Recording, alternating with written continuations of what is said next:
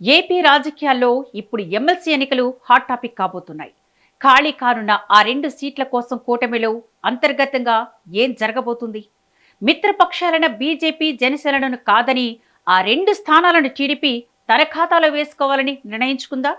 Vangaveeti Radhakrishna, Pithapuram వరమలకే Chandrababu green signal ఇచ్చారన్న ప్రచారం వెనుక ఉన్న అసలు వ్యూహమేంటి?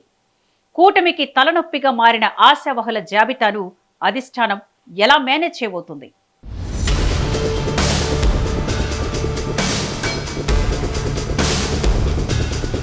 ఏపీలో ఎమ్మెల్సీ ఎన్నికల సందడి మొదలైంది. త్వరలో 2 ఎమ్మెల్సీ స్థానాలు ఖాళీగా ఉన్నాయి.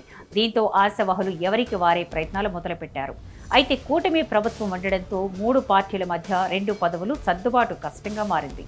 గతంలో ఖాళీ అయిన ఎమ్మెల్సీ స్థానాల విషయంలో బీజేపీతో పాటు జనసేనకు కేటాయింపులు చేసింది తెలుగుదేశం. అయితే ఈసారి మాత్రం తెలుగుదేశం పార్టీ ఆ 2 స్థానాలను తీసుకునేందుకు నిర్ణయం తీసుకున్నట్లు తెలుస్తోంది.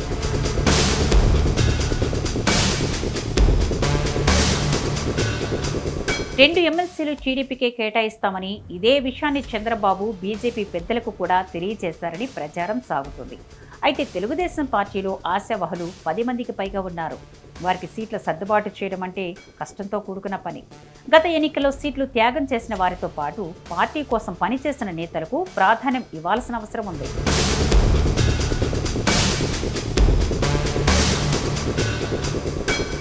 వైసీపీ హయాంలో గవర్నర్ కోటా కింద కడప జిల్లాకు చెందిన జాకియా ఖానం, పండు రవీంద్రబాబు ఎమ్మెల్సీలుగా నామినేట్ అయ్యారు. వారి పదవీకాలం ముగియనుంది. వారి స్థానంలో 2 ఎంపిక అనివార్యంగా మారింది. ప్రస్తుతం ఉన్న పరిస్థితులు రాష్ట్రంలో వంగవీటి రాధాకృష్ణ, పిఠాపురం వర్మ, దేవినేని ఉమా మహేశ్వరరావు, బుద్ధ వెంకన్న, మహాసేన రాజేష్, వర్లరామయ్య లాంటి చాలా మంది నేతలు పదవుల కోసం ఎదురుచూస్తున్నారు. అయితే ప్రస్తుతం ఉన్న పరిస్థితులు 2 పేర్లు ప్రముఖంగా వినిపిస్తున్నాయి. పిఠాపురం వర్మతో పాటు వంగవీటి రాధాకృష్ణకు అవకాశం ఇస్తారని పొలిటికల్ వర్గాల్లో తెగ ప్రచారం జరుగుతుంది. ఈ 2 టీడీపీకి కావలసిన నేతలు. అయితే ఆ 2 పదవులను వీరితో సర్దుబాటు చేయనున్నట్లు తెలుస్తోంది.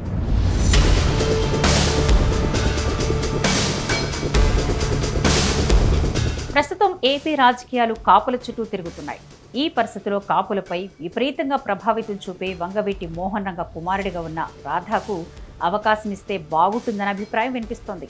రంగా వారసుడిని వైసీపీ నిర్లక్ష్యం చేస్తే టీడీపీ అండగా నిలిచిందన్న సానుకూల వైఖరి ప్రజలకి బలంగా వెళ్లే అవకాశం ఉంటుంది. మరోవైపు వంగవీటి మోహనరంగా కూతురు ఆశాకిరణ్ సైతం కూటమి వైపు వచ్చే అవకాశం ఉంటుంది. ఆ ఫ్యామిలీని కూటమి వైపు తీసుకురావడం ద్వారా గట్టి సంకేతాలు పంపవచ్చు. అందుకే చంద్రబాబు రాధాకు గ్రీన్ సిగ్నల్ ఇచ్చారని ప్రచారం జరుగుతోంది.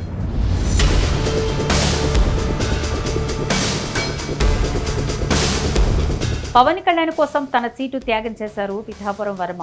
అక్కడ ఇండిపెండెంట్గా పోటీ చేసి గెలిచిన చరిత్ర వర్మది. అటువంటి వర్మ పవన్ కోసం తన సీటును వదులుకున్నారు.